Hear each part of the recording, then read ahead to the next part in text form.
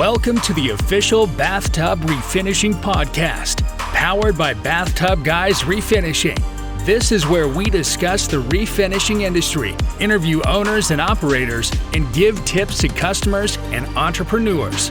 Now, here's your host, Daniel Montalvo. What is up, everybody? I have the other half of the Bathtub Guys, because it's plural, it's not singular, guys. There's two of us, and he's finally making the grand reveal. Alexander Montalvo. Oh, nice. Thank you for that warm introduction. So, basically, for those of you who don't know, it's my brother, Alex. And I figured today would be a good day to kind of get on. Let me go ahead and kind of zoom in. So it'd be a good day for me to get on and kind of interview him, since I always kind of handled the administrative side of things. He always kind of handled the field side of things. So I figured today would be a good day to ask him some stuff about his experiences working on the field. So we're going to go ahead and do the full shot here. I'm going to kind of ask the question, and then we're going to zoom into you for the answers. All right. So just kind of like summarize basically what your day-to-day was like when you were doing bathtub refinishing, and kind of go through the process that we've developed over time, just so people get an idea of what we do. Yeah, well, I've been in this business for about 8 years now. I started doing this when I was 16. And that being said, I was doing a lot of prep work when I started, just learning how to sand, learning how to remove old material, vacuum, stuff like that. Basically, a lot of grub work. The more you learn, the better you get at prepping. Eventually, you become a sprayer, and that you make a little more money. You have a little more freedom, especially if you're doing jobs by yourself and stuff like that. The good thing I like about it is you're setting like a certain standard of quality that you have to uphold yourself to when you become a sprayer, right? Like, you want to be consistent. You want to get to that point where you do it well, on a day-to-day basis. You want to minimize mistakes, stuff like that. You like I said, you have that freedom, where you decide your own schedule. You can drag a job out that'll last, hours and hours, or you can do it in a couple hours, But it wasn't bad. The main thing for me was just being exposed to a lot of harmful chemicals over time, that it adds up, Even now I have breathing issues because of it, but a lot of the times I wasn't really safe as I should have been. I didn't really take the precautions that I should have. And it's also hard because you got to remember, like, we're in fucking Florida. So, like, Florida is super hot and humid, and sometimes it's just uncomfortable to have all the gear on that you should have. Like, keep in mind, like, residential-wise, or, like, if you're doing this at a hotel, it's not going to harm guests. It's really just constant having it every day. Exactly. That consistent exposure just adds up over time. Exactly. It's the same thing as anything. I mean, if someone's painting a room with, regular water-based paint that you'd get at Home Depot, I mean, it's not gonna harm you. But if you're in there inhaling it every single day, then it's a different thing. It'll start affecting your health. Yeah, or like something like auto body, for instance. Like, we use, similar materials. We use a compressor, and we're exposed to fumes. It's not just paint. It's not like just water-based paint, oil-based paint. It's with air, blasted throughout it. So you get those fumes exposed in the air. And the thing is, like, I would find myself constantly, like, not just because of the heat and stuff, but, I sweat a lot. And those masks with those rubber seals around them, they get, they trap in that heat. So if, you're walking in and out of a house, it does get hot. And sometimes I'll find myself going back in there to do little touch-ups or doing, caulking or something, and I wouldn't have my mask on, which was a huge mistake. You need those respirators. They're a big thing of it. Yeah, and you got to remember also, like, the overspray. I mean, we obviously take precautions and stuff, but the smell and stuff lingers, and that stuff is really, really thin once it's in the particle phase, and it can get into your system and harm you. So, like, that's one of the reasons why, we kind of cut that side of your job short, and we're trying to kind of get you more into this side, because, doing this shit for 8 years and, like, putting yourself on the line is, and then there's ways to do it where it's manageable, you know, like, it's just about taking the precautions and being safe. Exactly. I wasn't really thinking about my health when I was doing it every day. Yeah, you got to remember he started when he was 16. So I mean, you're thinking about different things at those ages. Yeah, seriously. So, like in general, what would you say like to a customer, being that you were like in the side of like, this is your day to day. You know what this stuff is in and out. You know the process. You know how well this stuff can actually bond to a surface. So what would you say are some pros and cons of a residential customer getting their bathtub refinished or tile or whatever it be? I mean, there's a ton of advantages. Obviously, it's a lot more cost efficient than replacing a tub. The thing about porcelain tubs, they're good. They're solid. They're reliable and they'll last a long time. But a lot of people, they'll hire someone to come into the house or something. They end up chipping it, or a plumber ends up dropping a tool and ends up messing it up, or even just exposed moisture over time can lead to rust and other issues. Just sealing it creates a barrier between, exposure to moisture, exposure to mildew, all those elements that can damage a tub over time. It creates that barrier, it seals it, protects it, keeps it easier to clean, just easier to maintain overall. With the material we use, it's super water resistant, so it doesn't allow, water to pool up the way that it would normally. It's almost like a repellent. It's similar to what they use to like refinish the outside surface of boats. So it's literally meant to repel water. There's a ton of advantages to it. Rather than replacing it could take, weeks and weeks of time, not to mention thousands of dollars. This is super cost effective. And, we get in there in a matter of hours, 24 hours, you can use it again. There's a ton of advantages. And not, it's not only tubs, we do tiles, countertops, all types of surfaces. And it's not just, like the function of it. Also aesthetically, it looks nicer if you have a lot nicer. And if you're in Florida where like people have those old, like pink, green, blue bathtubs. Yeah, especially by the beach. You have these houses that were built in the 70s, 60s, and they had all these psychedelic colors. Yeah. So, and then, like, what would you say is a disadvantage? Be it like, if there's a scenario where it's too far gone, and then, you could kind of explain why refinishing wouldn't be the best option in certain scenarios. Yeah, and there are certain instances where, just the structural integrity of the tub would be completely gone. There's instances where there's a broken pipe or something and moisture just got underneath there for too long. Or a lot of times you have these tub liners where they come and basically put fiberglass or plastic molding over your tub, and those they put a fake drain in there, and then moisture, water, and it just builds up over there under time, and it'll cause massive rust damage. Water just being exposed to there, especially it's not a complete seal. There's a gap in between. That means air is getting in there. Oxygen and moisture just lead to rust, So when something's that far gone, there's only certain things we can do to try to, replenish that structural integrity. We try to fill it with foam, a high density foam. We also use fiberglass, layers of Bondo glass, body filling compound that has fiberglass inside of it, as well as fiberglass sheets. We can try to build it as much as we can. But if sometimes it's just too far gone, and at that point we just recommend to replace it. We can make it look nice. That being said, it's most likely going to be a temporary fix. It's very hard to bring something back when it's completely rotted out, especially if there's no good metal to get to. We try to get away all the compromised metal and everything, but there's nothing that we can actually rebuild, or something that can withstand the pressure from the water, the pressure from somebody actually standing on it.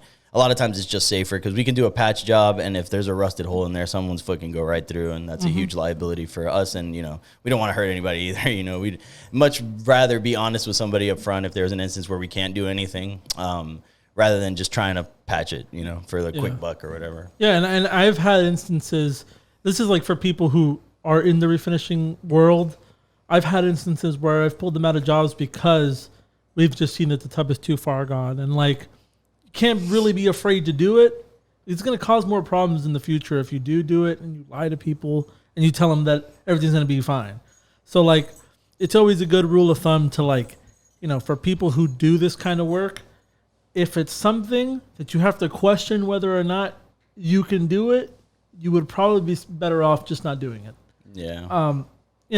Within reason. I mean, if you're new and you just got into this and like you just come up with a little problem, I mean, you're not going to say no over a chip. But if you see that the tub is like substantially rusting from the inside out, where you see like the rust protruding, from the other side of the tub up, I mean, there's no way to stop that type of rust. There's no way to stop. Yeah. We can do things to limit, any spreading, or, we can try to reinforce underneath to try to, make sure it doesn't crack, or at least as easily over time. But, we're very limited to what we can actually do once the metal itself is actually compromised. And usually when you see surface rust, it's because it started underneath and it completely rusted through, Yeah. Yeah. And then another thing that I kind of wanted you to talk about is like, because we're talking about disadvantages right now. Obviously, there's a lot of advantages he had mentioned, but like some other disadvantages that I kind of want you to touch on, because I know that you've encountered it. People with fiberglass tubs in general, and repairing those, and how you really are limited by a lot of factors, like how the house was built, if there's any support under there, what kind of crack, how old the fiberglass is. So how kind old of it is, even the manufacturer of the fiberglass, because there's different ones, different levels of thickness, and we've encountered jobs where the fiberglass is so old and worn out. They've used harmful chemicals over time, and it's made it not only thinned out the fiberglass itself, but made it so brittle that even if you repair it, you Dremel it out, you reinforce it as best as you can. You basically rebuild it with fiberglass sheets, that is. Eventually, even if you solidify one solid space in as best as you can and it's structurally sound, more than likely that's going to reroute to somewhere else, because it's already compromised throughout the entire thing. And fiberglass it's very tricky, because it's pretty easy to make it look nice, but when it comes to how sturdy it can be, it really deteriorates over time. Yeah, that's something that you don't see with metal as much, as long as it's not exposed to rust. Yeah, and the other thing about fiberglass you got to remember, this is like more for people who are like in the refinishing industry. Obviously, you got to see how bad the crack is and kind of determine, like, is this something that, like he said, happened over time due to it like being degraded, like, or if it's something that happened, like someone dropped like a tool or something in there. Yeah. And depending on how it is, you want to kind of break the surface tension, drilling holes and stuff, because if you don't drill holes where the surface tension is and you don't stop it there, you could patch it up, but you're just going to end up rerouting the crack to another place. Yeah, that's with any crack. You usually want to drill it at the ends to stop the crack before it spreads anywhere further. And you want to Dremel it out, create almost like a little canal for your body fill to sit in. Yeah. So that way, you create like, it's almost like a little canal, and you're bridging it together. It's like stitches almost, Mm-hmm. But yeah. Yeah, and for customers out there who might have like a fiberglass tub or something like that that's cracked, this is part of the reason why it's difficult to warranty these types of things. And some people think that we're just, trying to fucking take advantage of them. Yeah. But it's like, there are a lot of variables that come into play. Yeah. It's a lot easier to determine, if we can, do something, warranty at everything, if we see it in person. Especially, a lot of times customers will like to send pictures or something like that. It's not as easy to determine the condition, how the actual thickness of the fiberglass, if it's been worn down with harmful chemicals or if it's oxidized or something like that. There's a lot of factors that come into play, when a customer's asking, can you fix this? Can you warranty this? It's not that easy. Yeah, and we've found, because I'm kind of the one that schedules the jobs, and like, we found that over time, like, we used to just, out of fear of losing the job, tell people, hey, we could probably warranty it or whatever the fuck. But we found over time that it's better just to be honest with people, tell people you can't warranty it. And if you explain to them the way kind of we just talked about it, that there's so many variables, that it would be impossible and it would be a disservice to just tell you, like, yeah, we could warranty it, and come back later and say, sorry, you're shit out of luck. Like, it's just better to be honest as the person who's in the industry and who's doing it, because The last thing you want is, out of fear of losing the job, lose more money down the line repairing something that you knew you couldn't warranty. And guess what? If it gets messed up the second time, now they're going to want you to come back again because you told them originally it's something that you can fix. And all you're doing is pissing them off every single time. You got to go back. You're basically promising that if anything happens to it, you're responsible for it, And that's a problem when something is, it could be to the point that we don't know if it's even reparable, So in instances like that, sometimes it's good to just let a customer know, hey, we can't warranty it as of right now. Maybe, when the tech gets there, we can do a tech evaluation, and depending on what they say, maybe we'd be able to give you a warranty. But as it stands, we can't, you know what I mean? So that way you're kind of leaving it open. So, they don't expect anything, but, best case scenario, they do get a warranty for a year, 2 years, whatever it is, Yeah, and that's kind of touching back on what we were talking about when he was talking about rust in general. We kind of just stay away from warrantying rust unless it's like very, very, very minimal. And when I mean that is like someone left like a fucking shaving bottle and like some of it oxidized and spread on the tub just a little bit. Yeah, very light surface rust that we can get off. Because anybody who tells you that they could tell 100% where the rust is coming from is full of shit. I mean, like you can't really tell. There are certain tells, you can more or less assume. But you don't really know because you can't see underneath the tub. You don't really know where it's coming from, how far it's spread, what it's penetrated as far as like the integrity of the surface. And so warrantying that is very, very tricky because who's to say that it's not rotting underneath? You give these people a warranty and 3.5 years later they call you and they're like, well, it's rusting over here. You guys There's said a that hole in our tub. What's going on? Yeah. And so, people do try that shit too. Yeah. And like I said, we've encountered that stuff, and that's kind of why we want to talk about it. If you guys hear like our little dog here running around in the background, he's just, I'm going to put him on the camera here. There he is. This is my son. The ween. Yeah. He's just running around. If you kind of hear him in the back, I'm babysitting him right now. So yeah, I mean, like he said, as someone who's been in this, there are so many variables, especially when it comes to things like repairs. And you got to think about refinishing kind of like how you would like a body shop. I mean, when you take a car to a body shop, they don't warranty shit. They don't even warranty the paint job they give you. And you see, that's something that even we warranty the paint job. And it's also something that they have weeks and, sometimes multiple dozens of coats. Yeah. They have days of wet sanding dedicated to just polishing. We don't get that. You know what I mean? We're in there in a matter of a few hours. We have to do it right the first time, and we have to get out of there and make sure, it's best to our ability that we don't have to go back, Yeah. And it's completely different. Like, it's completely different. There's a lot less room for error in what we do than in a body shop where you can come back every day and fix your mistake from yesterday, Yeah. And we get that a lot. We get a lot of people who have painted cars or paint cars right now, and they think that it's the same thing. It's kind of like what he said, like, you have so much time to fix your mistakes. And on top of that, people in body shops know, like I just said, they don't warranty shit. And, it could, because in reality, most of the time, regardless of whether we cover the warranty or not, most of the time, it's user error. The way this material is applied, and if you can kind of do like a rundown of the process, the way the material is applied, it's kind of impossible for this stuff to just come off like that.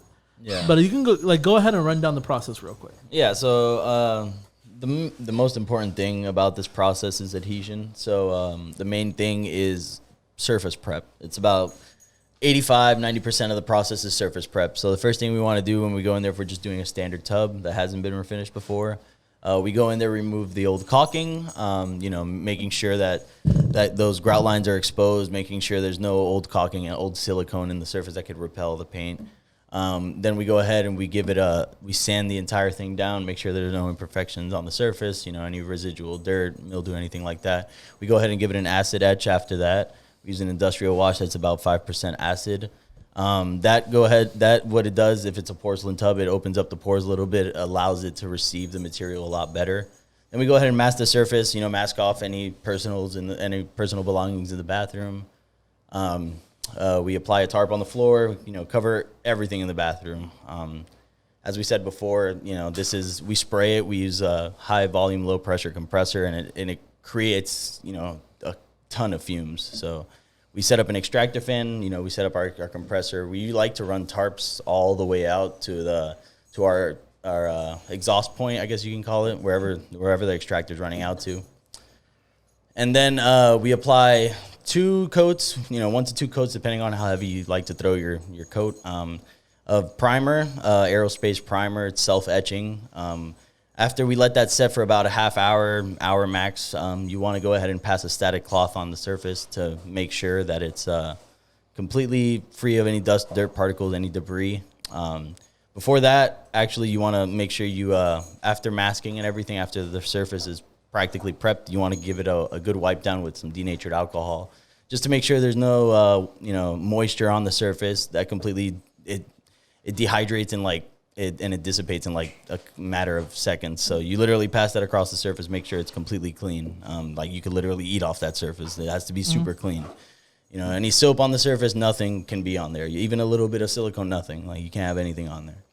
And then after I said the primer, then the static cloth, then we go ahead and apply 2 to 3 coats of our top coat polyurethane acrylic enamel. It's a polymer. It's used specifically for this type of application. You want to spray your first coat, even your second coat, you want to spray it relatively light. You shouldn't have a really strong shimmer on the first coat. Because you want to let it flash dry. Flash drying process means you're letting any fumes that are coming from the compressor from actually, releasing the material through your gun.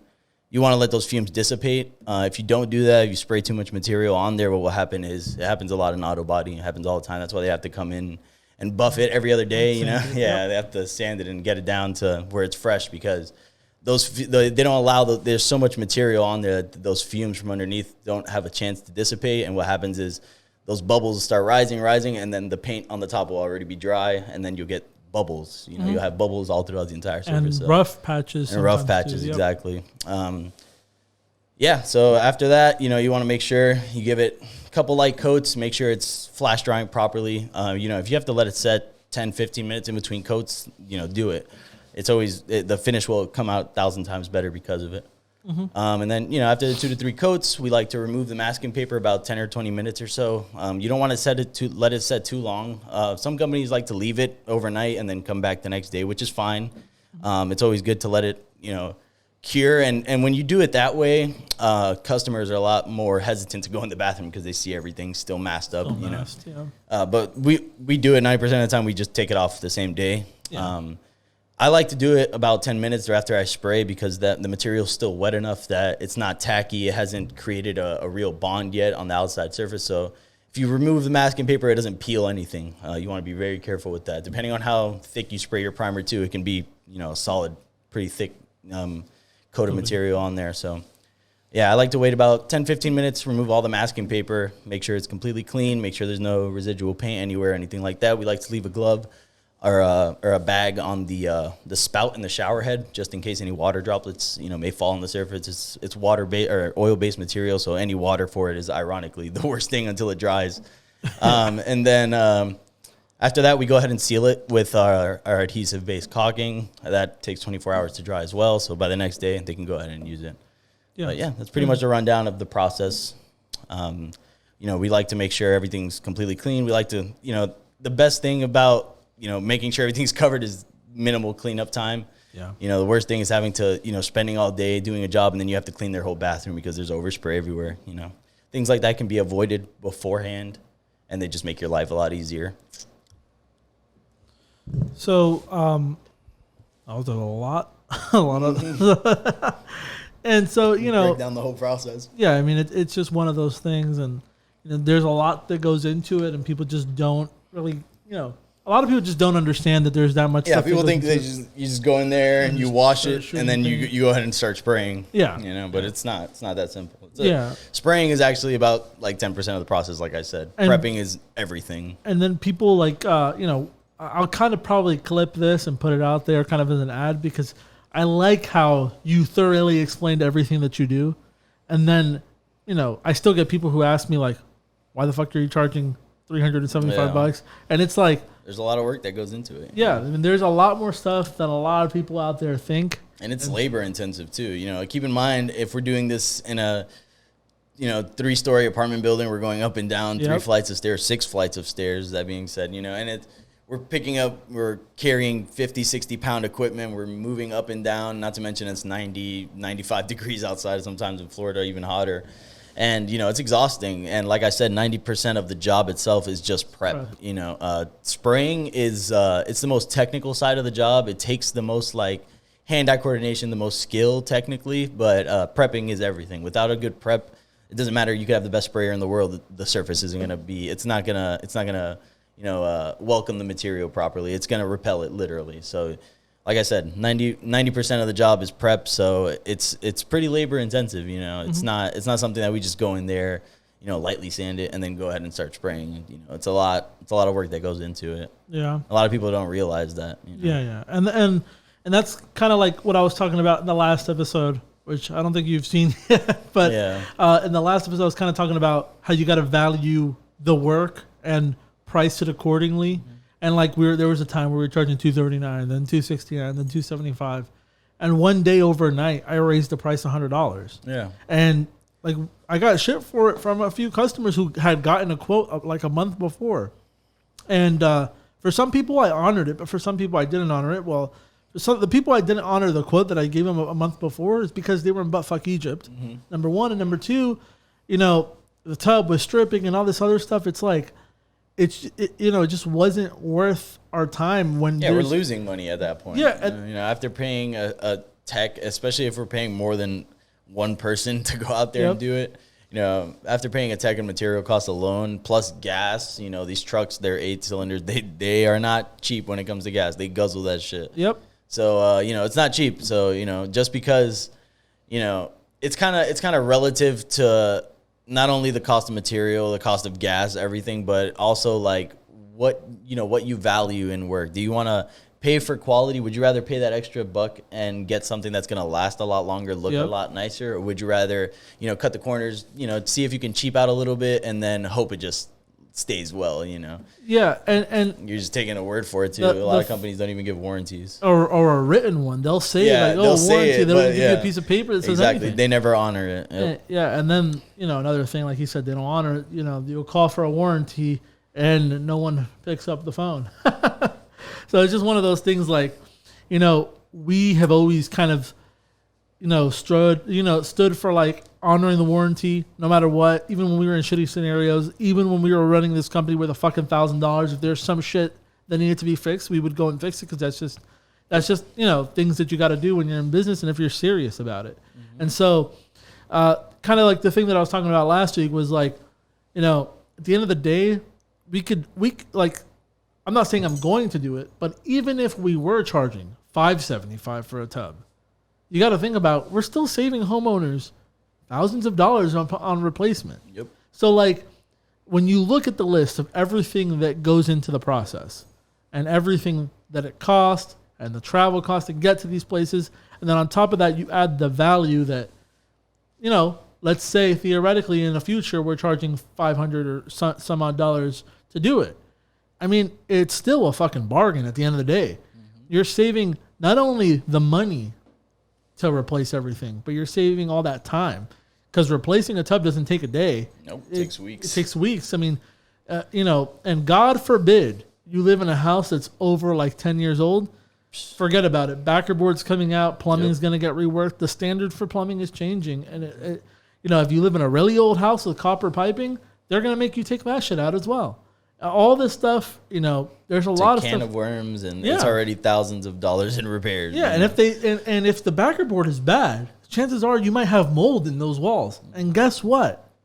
You're going to have to fix that shit too. And now you're talking about a 3-4 week, maybe a month-long fix. I mean, $500 is a bargain. $375 is even more of a bargain. Yeah. So people who complain about that, it's this is everything that goes into it. This is someone who did this every day for 8 years. And it's I think it was important having you on here just to talk about that stuff too. People don't value the work, and people who are in this industry don't value the work enough. Yep, that's true. And how many times have we seen people advertising fucking warranties 10+ years and shit and charging like $280? It's like, that's bullshit, bro. Yeah, they're cutting corners somewhere to if they're making profit off of that, just to meet those margins, they're cutting corners somewhere, whether it's the material, whether it's the prep, definitely probably the prep. That's where everyone cuts corners. That's where everyone cuts corners, yeah. Yeah, and also you got to think about hotels, which is, I kind of want, your input on that, because you have been on the other side of that.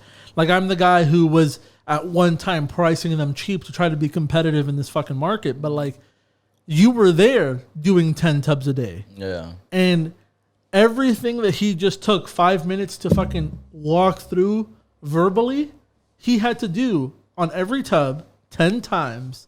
Yeah. And it was not cancer. Easy. We would have 12, 13, 14-hour work days sometimes. It was hard. Like, we would get there at 8 a.m. and we would leave at 10 p.m. sometimes, just because we were trying to, finish up a floor or something like that. And it was because, we're trying to save money where we can. We're trying to meet, this quota that we set ourselves. Without compromising the quality. Exactly. And without compromising the quality, that's the biggest thing, because, we don't want to have issues down the line, and later we found out that specific hotel was using bleach, which directly violates their warranty, but it's not easy to pump out quality work if you're working in a lot of volume and you're overworking your guys, and they're not getting compensated the way that they should be for those long hours. It's not easy, and it's hard to justify that to techs, if you're talking to them, and they're expecting to work a normal 8-hour day or even less than that.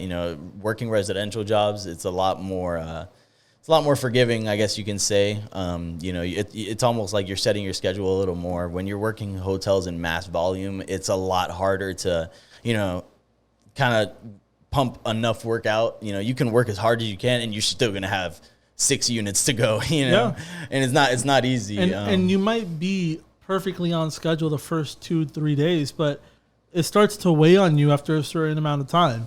And then eventually you get back into it and it becomes muscle memory, but it's like, even then, it's like there's never 100% of the time where there's no mistakes, right? Yeah. So there's always going to be mistakes here and there. There's always going to be certain units you have to go back to, do a little touch-up, something.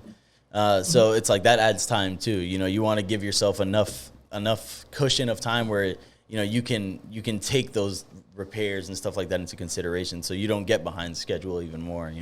Yeah, and the reason I'm kind of bringing this up is because, like I was talking about in the last, I just keep referencing it because, like, it's cool to have your side of it from someone who's on the other side of it. Yeah. And this is the stuff that these people in hotels don't really see. Mm-hmm. Or other companies, for that other matter. companies, they don't, they see it as, $200 per tub, doing 5 a day, I'm making $1,000. But what is that $1,000 really costing you? I mean, you're taking your team and kind of just fucking harpooning their week, and you're loading their schedule, overloading them, and the quality, we as much safeguards as we try to put, it could start deteriorating easily. Yeah, it's gonna diminish somewhere, right? Yeah, and that's part of the reason why. Like I was talking about with Ralph, and I had mentioned it in the last one, he's kind of asking me, a hotel project or something. And I've told him, I'm like, well, the reality of the thing is, man, hotels don't want to pay what's fair. Yeah. Because they don't see this side of it. Yeah. And the thing is too, we mentioned the other companies, right? And they're also, in a sense, like devaluing their own work. They're setting that lower standard for what that price point that hotels want to meet. Yeah. But the price point where hotels want to, they want to pay. Mm-hmm. And, they're willing to pay it because they're desperate for the contract, and then they end up doing crappy work. The hotel has to pay it again anyway. Yeah. But if more of, what people in our industry, if more of us communicated and we set a new standard for what pricing and quality should be, we literally have all the power. You know what I mean? Like, the only alternative for hotels is to pay thousands of dollars and get a new one. Yeah, get it replaced, So when it comes to what we do, if we do a good job, we have all the power in that sense. Yeah. And that's something that, hotels not only need to realize, but other owners should realize, Yeah, and I kind of talked about this on the last episode. I literally titled it utilizing your leverage, because we have all the leverage having this residential wise, and especially in the commercial side. I don't know where this idea started. That just because it's the whole undercutting mentality. Well, not even just because of that. It's because I just don't know where this idea started. That like you give me more, I lower price. Yeah. For labor, for product, it's different. Product is manufactured in mass, so for them to to give you a discount for taking more off their hands, their margins are going to stay the same. Yeah, it's more labor. Yeah, but labor in general. Yeah, it's like the service industry. It's not the same. It's the service industry has too many variables to fucking pretend like we could wholesale labor. Yeah. It really, there's way too many variables here. Like when you think about, what are, like I mentioned this last week, but like, what really are your margins if you're doing 5 a day at $200? You're making $1,000 after paying your tax, after paying material, and then paying your guys, after paying gas. Exactly, and then, God forbid, you get a callback. Yep. At that point, you lost it all. Any bills you actually have too. But at that point, you get one callback, you lost all your fucking margin. You really did, because if you're just making $1,000 a day, keep in mind you're spending a shit ton more money on material. You're gonna go through at least a whole kit of material. Yep. Doing 5 to 10, so that's kind of the reason why right now residentials have been better to us than hotels, and I love working hotels. It's a lot more convenient. You get to see pretty places and stuff. Yeah, it's not cool. only that that monthly that monthly nice chunky check is always nice to see. But, it's a lot different too. There's advantages and disadvantages to both. Yeah. Residential work, we get the money right away. A lot of times we can make more money in residential because we can charge what we want to charge. And we see a lot more profit directly from residential. Like working in hotels, it's good to work in volume and, kind of expend the material that we already have on hand. That's the best way to work hotels. So that way, we're never really falling back on the funds or anything like that. We have material on hand. We're doing the project with what we have on hand. And then everything that comes in can be profit, after that, especially if we're doing day-to-day residential work just to keep the guys paid. But like I said, there's advantages and disadvantages to both. I personally, I like working hotels because, the volume's nice and everything. I also like the fact that a lot of times, the units are just empty. There's no supervising, and you can be a lot more like at ease. Yeah, I wouldn't say like lenient or you don't want to take the same precautions because obviously you want to protect everything in a hotel. You want to cover everything the same way you would in a residential job. It's a lot less stressful, And they always have the housekeeping staffs come in after us too, which is something that we always coordinate with the hotels, and it just makes the whole cleanup process and everything a lot easier. As well. Yeah, because the thing about residential work is you're working in somebody's home. You don't, it's a lot worse to have to wipe down everybody's personal belongings, their toothbrush, everything, because you got paint on everything, rather than just like a countertop or something in a hotel that you might have missed. Yeah, and kind of going back to like what we were just talking about, like he said, like there's obviously advantages to working commercial, but it just depends on what you value. Like, the ideal scenario is to do both, obviously, and that's kind of what we're doing. We do the hotels as they come, but I think we could both kind of agree that we can no longer justify just trying to go down in price to land a contract. Yeah, like some of these hotels, they're looking at $150 a tub. That's what they want to pay. That's what they want to pay, and some of them are saying, like, to me, I had one like not too long ago. In Orlando, the one across the street from the Parkway. Yeah. They told me that their budget is $195. The fuck is that? Yeah, and it's like you're expecting to pay that, that budgeted ass number, and then you want top quality work with a 7-year warranty, you know what I mean? And if anything goes wrong with it, they want us to go fix it, and we're responsible for that. And it sucks. It really sucks. I mean, the thing is still going, the audio is still going, but kind of just go back. What were we talking about right there? At that very moment? Shit beats me. You were kind of saying, that it kind of sucks because they, they don't want to pay they want to pay a budget price, but they don't expect budget work. They expect top quality work for that. Yeah. if you want premium work, you have to pay the premium. You know what I mean? Yeah, and the thing that always gets me is that they never cut corners on roofers. Exactly. They never cut corners on the fucking quartz countertops that they want in their fucking bathrooms. Yep. They don't look cut at full granite, full quartz fucking countertops. They have the bathroom fucking mirrors with TVs built into them, but they can't pay a couple extra $100 to make their tub look clean and brand new and easier for their housekeeping department to maintain. There's a lot of things that go into it, and the thing is too, we also apply the anti-skid material, which and it's included in our commercial work. Exactly, and that helps hotels out a ton. There's a lot of tubs that come from the manufacturer with no slip resistant on the floor, and that's a huge liability. It's a lawsuit waiting to happen, man. Yep. I don't know how many times hotels have told me, that's the fucking thing. And it's happened so much recently that's kind of the reason why. I'm not saying I'm shying away from the commercial stuff, but I'm kind of putting my foot down and saying, this is what we're going to charge. And if you don't like it, well, you can fuck off. And that's kind of being crude about it. But at the same time, it's if you're trying to check into said hotel and you're like, nah, I don't want to pay $150 a night. I want to pay $70 because that's what I think it's worth. What's the hotel going to tell you? To fuck off. Yep. They don't fucking do this they kind of cherry pick with certain things and that it's mostly with the painters on the walls, bathtub refinishers, and that anything else, roofers, they pay the fucking piper. They fucking pay the piper for fucking plumbing.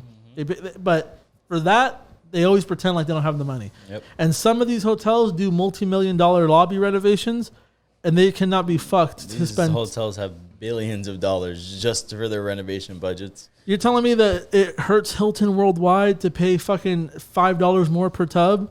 Because I've had DoubleTrees and fucking Embassy Suites hotels tell me no over $5, Yeah. And it's that extra $5 is the difference between a good quality job with a 7-year warranty and getting one of these motherfuckers who's going to make you do the tubs again next year. Yeah, that's the thing, too. It's that's what they don't take into consideration. They end up going with the cheaper guy, just have to do it again in the matter of a few months. Yep, and it's ridiculous. Can you imagine, the number of guys who are good at numbers, who work at these fucking resorts, who haven't gotten that through their head, if we pay someone to do a better quality job, hold on, maybe we won't have to do the tubs again next year. Yeah. And then that $200 or $195 has already surpassed $300 if you got to do it again next year. Yep. But then again, can you really blame hotels that much at the moment?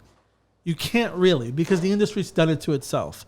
There's good quality companies that have done work for cheap, and we were one of them for a while. And so but then again, when you're that low and you see that there's good quality companies doing it for that low, you're what's to squeeze out an extra $5? And then they end up, for that $5 difference, they go with someone who's going to do a shitty job. It's happened to me. And then they're like, oh, all the tubs are peeling. It's a mess. Can you do it for $195? Yeah. And it's well, now there's a whole layer on top of it, man. Literally. It's true. It's and then now, they're a little bit more sketched out to do refinishing because, we just had a bad experience. And it becomes a fucking cycle. But that's kind of part of the reason I even wanted to do a podcast in the beginning when I just started doing it in my fucking room. It's just dude, the industry is killing itself on the commercial side. Yeah. I truly believe that. It's I said last week, either people who are in this, who are doing this work really, really cheap, are cutting corners, or they're not going to be in business long enough to help those hotels out the second time they need it because they're not going to make any money. That's just the reality of it. Yep. Either they're either you're screwing your customer over or you're screwing yourself over. Yep. It doesn't, it's either one or the other. Yeah, I mean, and we know the numbers here, man. And granted, we have a lot more expenses than some other companies because I like to think that in our area we're one of the larger ones. But at the same time, it's even if they didn't have the expenses, bro, your margins are razor thin at that moment, man. Yeah. There's no way you're making up substantial enough profit. What is my little dog doing over there? Come on, Weenie. Go. We're trying to control the dog in the middle of this podcast. Yeah. But let me see. If I He's the shredder. He's the office shredder. Yeah, he's in his own little world. Yeah, I mean, the microphone might pick up some of it, but not all of it. It'll be fine. But anyway, yeah. So like hotels, man, like there's so much benefit to working with them, but there is a lot of downside. And like recently, I felt after seeing the numbers, especially this year, which has been a great year for us so far. I've kind of just been more like hesitant to do it cheaper, or try to compete with those bottom of the barrel prices just to land a contract. I just don't think it's fair to ourselves.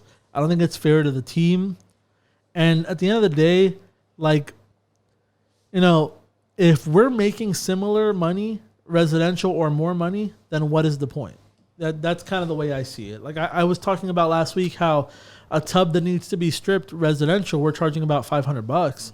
A tub that needs to be stripped commercial, hotels, some of them have told me $195. The most I've been able to squeeze out of one is $250. But even at that, you're talking about half of what I'm charging residential. Yeah, it's not worth it. And then they try to say, well, I'm going to give you like 5 of them. And it's like, that's more work. It's a lot more work. It's more. It's not easy. Like I get their mentality, but it's not a product. It's not like we can produce more. We don't have a factory cranking out refinishing. Yeah, exactly. We have to pay more labor and more material. Our costs go up with more quantity. Mm-hmm. So just giving us more quantity isn't going to be the end all be all of the thing. Yep. And so that's cool. Like I'm glad that you kind of offered that side of it, and like from someone who's been doing the work physically. Yeah. How it could be so fucking demanding because and stripping specifically is one thing that it's just tough to do in general now, especially since they discontinued the Dad's Easy Spray. Oh yeah, which was our main chemical stripper. That thing, it worked really well, but it was super harmful to people. People actually died from it just from inhaling the fumes. Yep. So they discontinued it, and that creates another problem, right? Because before we could strip a tub down in 20, 30 minutes. Now it takes an hour to 2 hours per tub, So if you're talking 10 tubs, that's 10 to 20 extra hours of work. You know what I mean? And everything needs to be done by hand now. And you got to be a little bit more perfect because you don't have all of it off.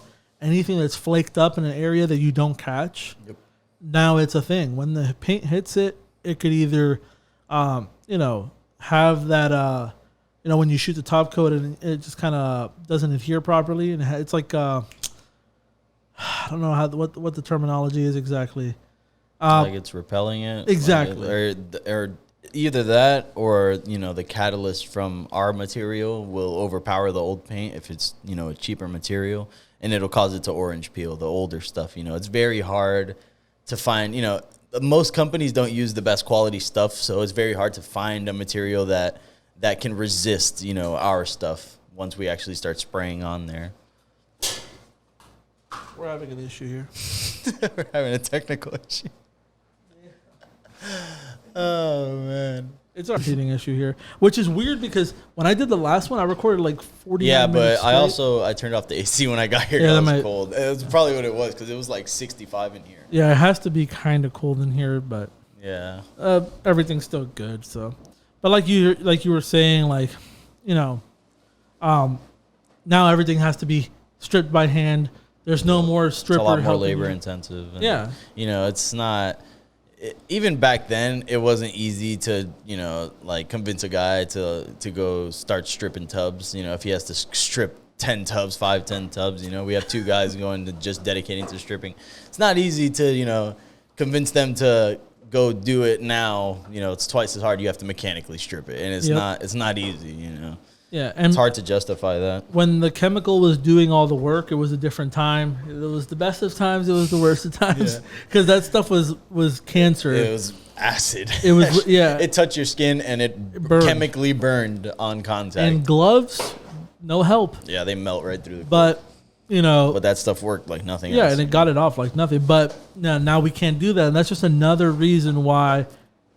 It sucks that hotels just kind of being a little stingy. If I'm being real, they just don't want that. But that's another thing that they don't really know the work that goes into it. They just see the finished product, right? Yeah.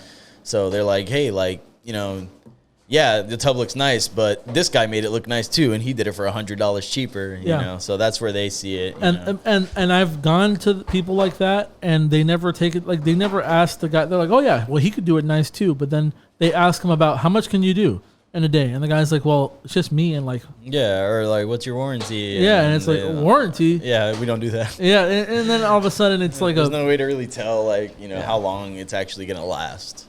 So.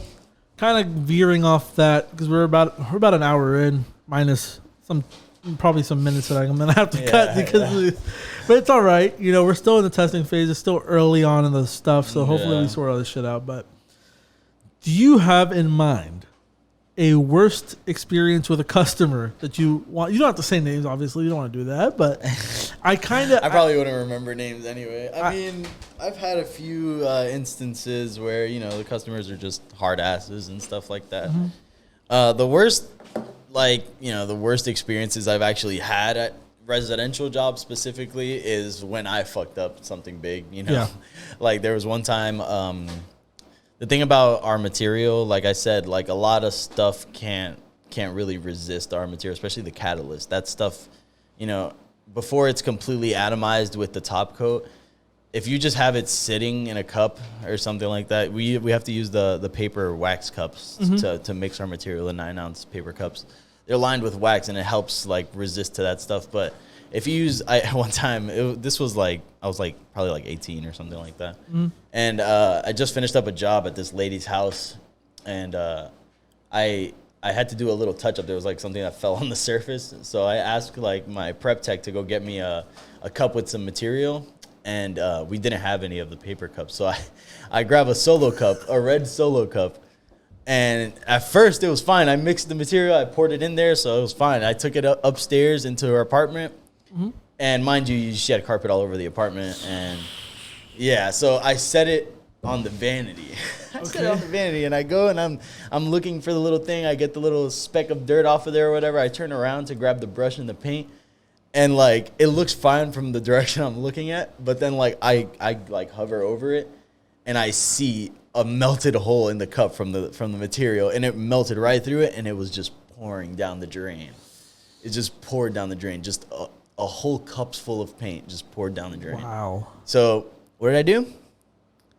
I cleaned it up as best I could, and I got the hell out of there. And I'm gonna obviously we're gonna talk. We had to go back and fix their drain later. Well, this is funny because this is one of my worst customer experiences was with that customer, because they. By the way, if you guys want to we're kind of open and honest about when we make mistakes. So if you go, this was back when our parents still owned the company. It was under Avadco back in the day. Yeah. And if you search up the Better Business Bureau, there's a review in there. So, 90% of the shits in there are lies. But they did write that we got paint down the drain. Now, the guy who owned the house did fish out the big, thing of paint that went down there, and he got it out. And, obviously we went back, we fixed the job. Yeah. And then they were insisting that they were going to sue us unless we did it for free after, that's the kind of the thing I'm talking about. I mean, this person they started saying that because we got paint on the drain, even though they got it out. The job itself was actually fine. They started saying that, they just started making shit up. They said that you guys broke 20 tiles in their bathroom, which is fucking impossible. And then they started saying that, paint down the drain and it clogged the whole plumbing, which is bullshit. The guy fished it out the same day, actually, and had it in a little baggie. And, he basically was like, oh, I'm going to sue the fuck out of you. And I was like, sorry, man. Things happen, accidents happen. Obviously, we acknowledged that something happened that was wrong. We took responsibility for it, which a lot of people wouldn't even do that. Yeah, and we went and fixed it. And I believe I even gave the guy $150 off. But you guys still did the job, and I get it. But we didn't really permanently damage anything. Yeah. It was something that it clogged the drain. But it's a big deal, but it was able to be resolved. Exactly. And the thing about drains and fucking sinks too, they have a catch specifically for shit like that in case you drop anything down there. Yeah. And you see, this is stuff that we're honest, and we'll share stuff, even stuff like this, because things happen when you're doing this shit every day for 8 years. Yep. Anyone who tells you it's fucking perfect and pretend like they don't have any mistakes, they're just lying. Yeah. It's, as many bad experiences as I've had, though, I've had, twice as many great ones. Yeah, Like, you meet some great people. That's one thing I did love about, doing this stuff. You're especially working in people's homes. You hear people's stories. I've had war vets talk to me. Guys who's survived cancer 4 times. Yep. And it's just it's refreshing. Hearing people's different experiences and stuff. And then obviously people who have pets and they just have lovable ass pets. People who tip well. I've had people. Yeah, and we're in Florida. There's a lot of Hispanics and stuff. So around the holidays, a lot of people make coquito. And they cook for you too. Yeah, it's like a Hispanic nutmeg type of drink, alcoholic drink. And I've literally had customers give me a whole bottle of coquito just as a tip. They had a $50 tip. I think that was my biggest tip, was $50. And just customers that are just so nice, and they're happy to see you. They can see that you're trying your best to do a good job, and they're really understanding. If something does go wrong, they're really understanding. And those are the best type of people, and they make you want to do a good job for them too, Exactly. And you got to remember, obviously, this is something that's done by hand, done by man. So there's always room for error. Exactly. And there always can be mistakes, and there's always going to be mistakes. Be it little or big. Yeah. But it's never going to be 100% perfect, exactly. Especially, if you're doing something cosmetic, if we're doing a cosmetic service the way we are. Yeah. Like he said, there's always room for error. Most of the time there's going to be little mistakes here and there. It's just, making everything manageable. And, like we said before, prep is everything, right? If you prep everything to the best of your ability, you're minimizing those mistakes, or you're minimizing the opportunity for those mistakes to arise, And that's all we can really do at the end of the day, because as much as we try to control the environment we're working in, it's never 100% controlled. Yeah. And also being willing to fix it, which a lot of people out there aren't. That's part of the thing too. Owning a business, I mean, there's always there's always cost for risk and, cost of doing business. And part of that is being willing to fix stuff when you fuck up. So we're always willing to fix it. And even that scenario that happened to him where something went down the drain, I mean, if it would have been a scenario, and it's happened before, where they need to reach out to our insurance, we've supplied them with the information and we've set that up. And it's not common. It doesn't happen every day, but there have been instances where it's happened, and we just addressed it. We just addressed it like you would, like anybody would address the situation. Yep. So, like we say, as much as we try to control the area we're working in, like there's always certain variables, certain factors. You never know what could actually go wrong. Is that showing up? Yeah, it's like protruding outward. It's kind of that's fine. You never know what can go wrong, and even if we do make mistakes, we try to own up to it as best as we can. We take responsibility and we try to resolve the issue. And that's not even just a refinishing thing. That is a industry at any fucking business that you do. I mean, you got to have customer service. You got to be willing to fix things when they're wrong. And, like you were talking about worst experience with the customer, best experience with the customer, just in general, just throwing that out there. Something that I don't like, just now, because this is all reminding me of some things that I've had to go through with customers. And it's like, I don't like when I express like something so in detail to a customer. Like when we send out a quote, I give them the whole spiel, right? Like this is everything that's included. And I tell them specifically about this. And they always fucking complain about it anyway. Well, not all of them, but some people. The grout situation, oh my God, bro. I mean, I put it on there, clear as day. It's on the estimate. It's on the work order when they get it. And people still are like, they missed a spot. Yeah. And it's like, I don't know how people can't comprehend that. First of all, that gun sprays at about 1 foot per second. So it's spraying about this big when it's completely, like when it's open for the coats, right? You're spraying it 3 times as well as 2 coats of primer. Why would it just miss right between the tile? It doesn't make sense. It doesn't make sense. And also, that's just like, it's common sense at that point. Yeah. And that's the majority of the time where we get complaints. I would say like 9 out of 10 times it's something like that. Yeah. And things, sometimes you just got to reiterate it. Sometimes you got to fucking bite the bullet, go out there, cover it with caulking. But you tell them, and it's for people who are in the refinishing industry, you tell them, if you don't do grout, we're going to put caulking on there, but you're going to have to put grout on this eventually, because the caulking, it expands with heat, it contracts with the cold, and eventually it's going to come out. And some people, they'll forget that you told them that. That's why it's very important also, and just in general, as like a business person, to try to keep as much track as conversations and like paperwork. Always have a paper trail. Yep. Get people to sign your paper. Have like a little contract set up where you explain all this, so that, and it helps you guys. You know, obviously when you were like a tech, it helps the techs, because last thing you want is to be, you know, have some fucking hours cut because you have to go fix something that's not even a problem. Yeah. It's just something that, you know, the customer wasn't aware of, or they claim they're not aware of. Yeah. And that's why it's important to have it on the work order, as well as for a tech to communicate that before they even start the job. Like if I was doing any type of shower, if I see any missing grout, even, you know, a tiny little fucking spot of missing grout, I make sure to communicate with them, so there's no confusion later on. Yeah. You know, I always tell them, you know, I'm going to do the best I can to seal around the main edges, you know, the borders of the walls where they actually meet. But when it comes to individual grout lines, I can't fill that in, you know. Yeah. And I mean, it's going to be gapped, and you're going to see a difference, especially once that white hits it. You're going to see the big white tiles, and you're going to see black grout lines, because it's a gap. It's not even a grout line. I do get from people sometimes like, oh, well, shouldn't you just, you know, cover all that up? And that's not necessarily the issue. The issue is, in the state of Florida, we're licensed to do like paint and coatings.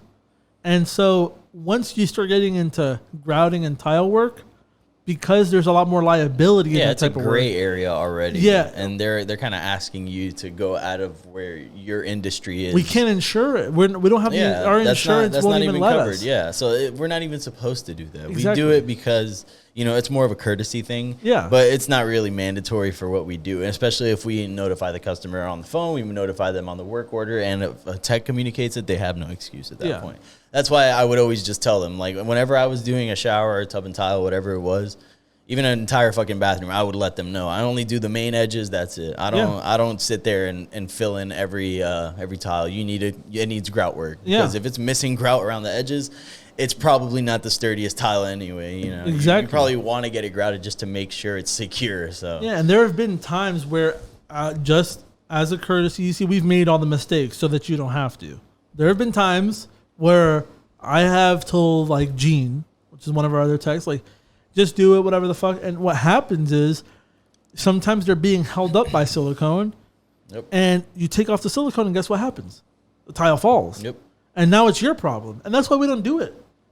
You know, once you start meddling in stuff that isn't your your spot of expertise, you're opening yourself up to bigger issues. Yep. And that's also something that happens with the drains. When people want us to pull out drains. Yep, I always tell them to do that shit. Exactly. And if they want to do it themselves, perfectly fine. I had a woman the other day try to tell me that taking out the drain wasn't plumbing. And I told her, I'm like, we don't even carry the tools for that. Mm-hmm. I mean, the tool for it, by the way, is literally called a plumber's bone.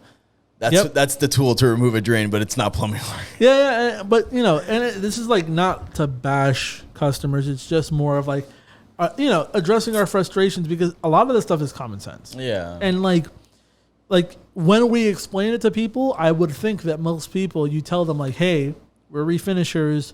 What we do is, you know, the cosmetic stuff, I can't fuck with your drain, because if I do, something snaps in the plumbing, now it's my problem, right? And I've literally had that happen to me before. There's been instances where I didn't have the fucking tool, and the customer kept, you know, insisting, pushing it, and I'm like, you know, the best I can do is mask it off, and they're like, oh, but it's not gonna set right, it's gonna crack later on. I'm just like, all right, I'm gonna try to take it out if you just stop bitching, you know, just to have them out of my fucking ear, stop micromanaging me when I'm trying to work. Yeah. And I'll go in there with 2 fucking flatheads and a fucking wrench, and I'll try to twist that shit, and I'll end up just snapping the little crosshair pipe that's down there, and then they get mad at you. And yeah, exactly. They blame us. You know, when I was trying to do it as a courtesy just to be nice, I didn't really even have to fucking do it. And then it's like, now I'm responsible for it because I broke it, and it's going to be 100 times harder to get out, you know? Yeah. And that's why you don't do that. Like I said, we've made the mistake so that you people who are listening don't have to. Like, there's a lot of stuff that you are tempted to do because you don't want to lose the money, and you're tempted to, like, you know, try to make the customer as happy as possible. Do it within reason. Do it within what your licensed to do, what you know how to do. And you don't necessarily have to say it, like come off with attitude or anything either. You don't have to say, hey, we don't do that shit. You can literally just say, our company doesn't allow us to do that because that's considered plumbing work and we're a cosmetic service. Simple as that. You know what I mean? Exactly. And that way they have no excuse. If they really want it out at that point, they can take it out themselves. Exactly. Most people aren't going to call a plumber for something like that. They'll just try to do it themselves.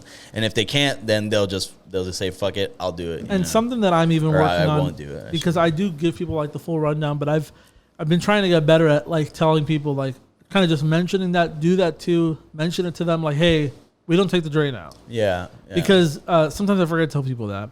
And, people expect that the drain is going to be taken out.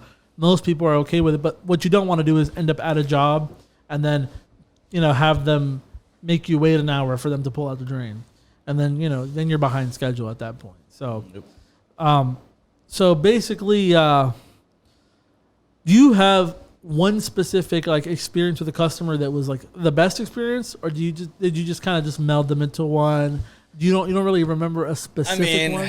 I remember certain customers, just certain customers are sweethearts, or certain ones just, you could tell they're genuinely good people. Mm-hmm. There was one that she had this fucking giant dog, and her husband was British. But there was just a really nice older couple, like in their 60s and stuff. She was like from Jersey. She was like Italian, like a Jewish Italian lady. She was really nice. I went with Ralph, one of our techs, to that job. We had I think we did 2 tub and tiles in her house, and then we did 2 countertops. We did the 2 tub and tiles, it came out perfect, and then we went ahead, and the second day we were doing the countertops, and it was a fucking disaster.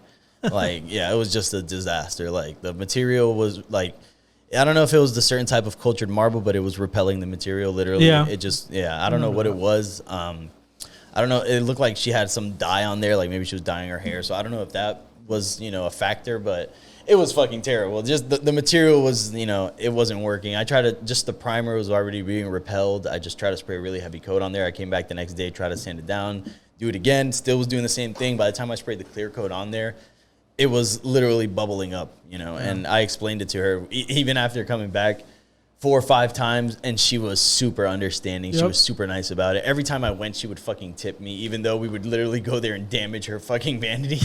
She was so nice about it, dude. Yeah, and I remember that lady. And, the thing is, and that's why it's important for people in the industry to set your expectations.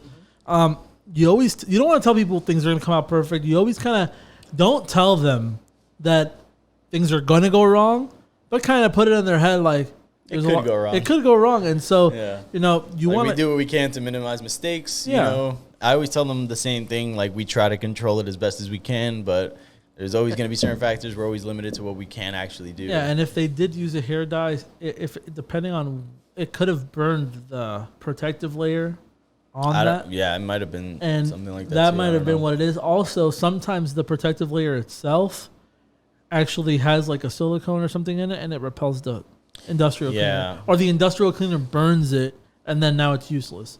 And the thing is, we have to use that, because if not, there's nothing to clean the pores of it to make it bond properly. So, there's a give and take, but that's not something that's super common, but it can happen. Yeah, and this just goes back to, communicating with customers, making sure that they understand that, this is a service industry, and what we try to do at the end of the day, it doesn't necessarily always going to mean it's going to come out, what we intend.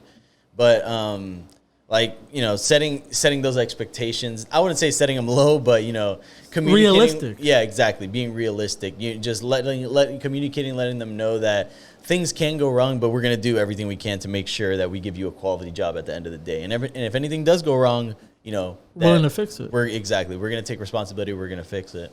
Like, I've had jobs where everything went well, and then last minute I fucked something up. Yeah, or when we hired that guy that he just came in and out, but he was there. It was like an 8-hour job. Everything went perfect, and it was like a $1,200 job, and he just saw like a little speck, and he put his fucking arm on it and fucked up the whole thing. I'm sure that's happened to you once or twice. That's definitely happened to me. I've done tub and tiles where I kind of forgot I did the tile, and I'm trying to pick something out of the tub, and I'll literally put my hand on the tile, like to grab it, and it's almost like, you're not thinking about it in the moment, but right before your fucking hand touches, it's like you already realize you're going to fuck it up. It's an instance of trying to be so thorough. Yeah, that you end up, and you have to be meticulous when it comes to this stuff. You got to have a certain eye to try to catch those mistakes. Yeah. So the customer doesn't catch it. You know what I mean? And if it's something that's irreparable at the moment, it's always best to just tell them tell them before they find it. Because if they find it, they already have it in their head. It's always better for you to come to them and be honest, be forward with any issues that you may experience, rather than them thinking they're gonna have a good job and at the end of the day they see it's fucked up. Because that it kind of hits a lot harder. Especially if you're not open and communicate. It kind of feels like you're trying to hide something from them, and it feels to them also like they gotta be checking on you. Yeah, exactly. Then they feel like they have to micromanage you, which that's not a feeling. That's not a good feeling for anybody. Yeah, shit sucks. It's like the exact opposite of what you want. I mean, you want to establish yourself as the professional, and if you don't catch something that's pretty obvious or you just don't talk about it, next time you finish, they're going to point out every little detail. Nope. And then not only that, like whatever you tell them becomes questionable at that point, right? Because they're not going to necessarily see you as the most honest person, so they're not going to take your word for shit, you know? Yeah. And that, and also, like, kind of going back to what we were saying about, communicating, telling customers what we don't do. Glass doors, that is one of the fucking things, If you experience or if you come and, encounter somebody that has glass doors and they want to get their tub refinished, if you can't work around them, have them remove it beforehand. And the rails preferably, please. Yeah, the rails as well. Just because they usually pose an issue, especially they leave a lot of silicone residue and stuff like that. But installation, if you're the person that removes the doors, you're going to be responsible to install them again. Yep. And the worst thing to try to do is try to fucking install some glass doors, on a rail on a freshly refinished tub when it's still fucking wet. It's so nerve-wracking. First of all, a lot of those doors are really heavy. Some of them weigh 50, 60 pounds if it's real glass. And, you can set it on there perfectly, but even after you get that first door in, the second one is even worse because you have to basically put it in the tub, and there was one instance where I was literally doing a job and, I refinished the tub normally. I removed the glass doors. I had done it, dozens of times before. I already felt comfortable with it. And this was like one of the first few times that it was real fucking glass and they were heavy. It was thick glass, heavy glass doors. And, after I'm done with the job, I finish sealing it with caulking and everything. I go ahead and, go to replace the doors. I put the first one in, and when I'm putting the second one in, right as it's sitting up on the rails, so you have to, all right, so you know how, the structure of like the glass doors are, right? So it's basically like one glass door covers half of whatever's there, and then the other glass door covers the other half, right? So one glass door is already installed, the one for the outside. Then you have to get the one on the inside in. And then there's like a little plate that you have to screw in that holds it in or whatever. But you have to basically turn the door sideways, push it in, and then let it set, let the wheels set on the rails. And as I'm setting it on the rails, the glass bends just a tiny little bit. And it cracks? And it shatters into a million pieces all over the refinished tub, like freshly refinished tub. My arms were gushing blood. There was glass like everywhere. So I sat there. The lady, the customer, she was so sweet too. I felt so bad, and like she was like another like Italian lady, and she's like, "Oh my God, Alex, are you okay?" And then she ran and like grabbed her vacuum. But even though I wasn't gonna use her vacuum because she had like a tiny little vacuum, I grabbed like the shop vac and I just vacuumed everything. And we came back. We had to end up paying for the door, and I had to fix the job. So we ended up losing a ton of money on that job because the glass door alone, they had to like custom make it. Yeah. It ended up being like $300 just for one door, Yeah. And that's another reason, do that. ever since then, we never did that shit again, you know? And it's just things you learn from experience. And you see, like, that's something I'm glad that you mentioned it, because that scenario there was not just doing something out of your realm that could hurt your pocket. It's something that could hurt. Like, you could have fucking cut yourself really bad. Literally lacerated my arm and bled out possibly. Yeah. Or had to go get stitches You never know with these things. And that's why when you're doing something. And I was just doing that because, I didn't have to by any means. I was doing it as a courtesy because I liked the customer. She was really nice and everything, But But, you know, I instantly regretted that. And ever since then, I definitely learned my lesson. Like, no matter how nice they are or how sweet they are, you know, you got to let them know, like, you know, I can't do that. Yeah. You know, it's a liability. You got to stick to what you know and what you're, like, there to do. Exactly. If you're there to refinish the tub, you know, you're not there to pull drains. You're not there to start, you know, fucking installing grout. You're there to refinish the tub. You know what I mean? It kind of reminds me of one of the last jobs that you did. Where it was like the opposite. Like the guy was really pissed because you didn't want to do something. That guy. And, you know, it's that just was funny. Yeah, it's a culmination of like, we have seen all this shit happen, so we do our best to avoid it. So it's our policy that we just don't touch stuff that's not part of our job. And so there was like a vanity blocking the tub and tile, and tools inside of it. The sink wasn't even secured. Yeah, nothing in that bathroom was secured. There was a toilet like loose in the middle of the bathroom. The tub was full of trash, which we're not garbage cleanup. We're not, you know, we're not junk removal. We're bathtub refinishers. Yep. So like, you know, to a certain extent, we can, you know, we'll clean it up within reason, but I'm not going to have you sit there cleaning a bathroom for 30 minutes just to get, exactly. They're not paying for that. Yep. And so you know, this certain gentleman, which I'm not going to name him, I remember his name is ingrained in me. This guy, he you know, comes up and he, you know, is like in rage mode, comes in like swerving into the driveway, and he, you know, goes in there 5 seconds, comes out, and it's like, oh, I fucking cleaned it for, like, he was really, really angry and shit. And at that point, I'd already told Alex, get the fuck out of there. This guy, he started cursing at me on the phone, calling me all sorts of names and everything. And after he cleans it, he drives 20 minutes to clean it. He tells me to get the fuck out of his house. He doesn't want us to do it because if we're not willing to do that, then we're not the type of company he wants to work for him anyway. Mm. Which to me is just so funny because it's like you don't want someone who is going to stick to what they know. You'd rather have one of my guys go in there, do something that's not his job, and then let's say theoretically you're moving that vanity by yourself, the sink cracks and falls on the floor. Now who's paying for it? Yeah. They're fucking idiots. They don't think things through, man. Yeah, and then so he's like, this is what he said, and I quote, I don't have time for fucking child's play. That's what he told me. And then I tried to call him. I was like, I'm trying to strain this thing out. Not because I didn't give a fuck about the job. I really was like, hey, I was going to explain to him, like, we don't do this because, you know, you're one fucking person. If you're moving that vanity and it's not something that you do. Mm-hmm. If you're moving that vanity and the fucking thing falls and now it's your problem, I'm not going to fucking have you pay for it, or I'm not going to pay for it. So, like, I was trying to explain to him. He kept dodging my calls and just texting me angrily. And I'm like, are you scared to talk to me? And he literally texted me, scared to talk to you? And then he blocked my number. So I think that answered the question. I'm a little scared. I don't know. I think that answered the question. You know, it's just like people don't have common sense, man. And it's just like, it's logic at that point, right? Like you're hiring someone for a service to come refinish your shower. Then make sure your shower is ready and cleared out. That's something we tell customers too. Yeah, we tell them. Make sure there's no personal belongings, no bullshit in the shower. It has to be clean as if you just fucking moved in there. I tell people now to do their regular cleaning. This fucking jackass. First of all, I get there. The fucking house is gutted out. There's basically like nobody in there. There's two guys. There's two guys in there. These fucking Beavis and Butthead looking motherfuckers. They're just drunk at 9 a.m. First of all, that's the type of contractor he wants. That's the type of contractor, so he could fucking pay them in beer. That's what he wants.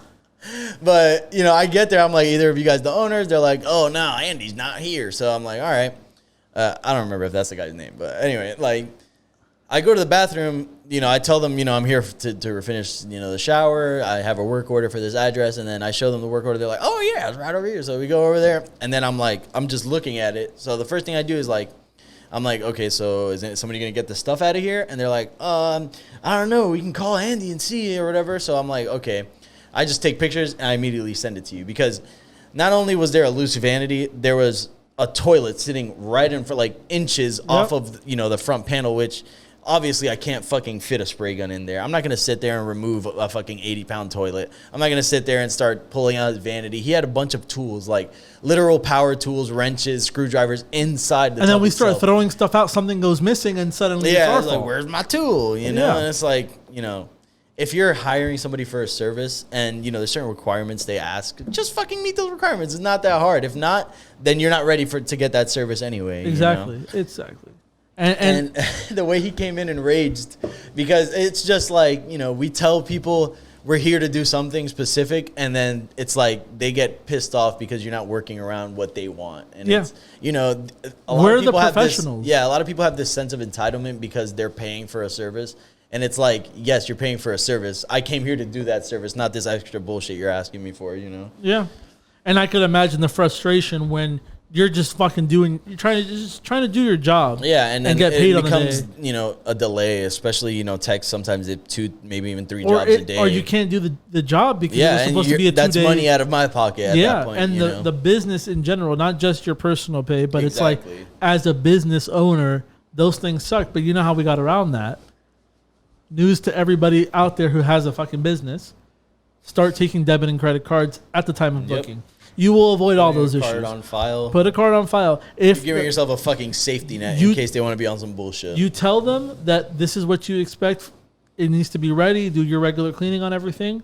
Any delay, you have to have your cancellation policy. Yep. And if it's not ready 24 hours before, and they try to tell you last minute, we charge half. I don't know if you know that, but if 24 hours before they try to... Oh, yeah. I charge them half the service cost. Yeah. Now, if you're trying to reschedule it legitimately, that's fine. I let people reschedule up to 3 times because I had one customer who tried to reschedule 7 times. And I'm like, this fucking jackass is just not trying to do the job. Mm-hmm. And I had his card on file. I'm like, hey, we just implemented a policy that after 3 reschedules, it's considered a cancellation. And I think that's reasonable. Yeah, definitely reasonable. I mean, how many opportunities do you need? Exactly. Well, at that point, he was just trying to stall, so I didn't charge him. So I ended up charging him. Yeah, but, if we're dedicating a specific time in our schedule for, a said customer, and then last minute they want to fucking, opt out, or they change their mind, decide to go to somebody cheaper.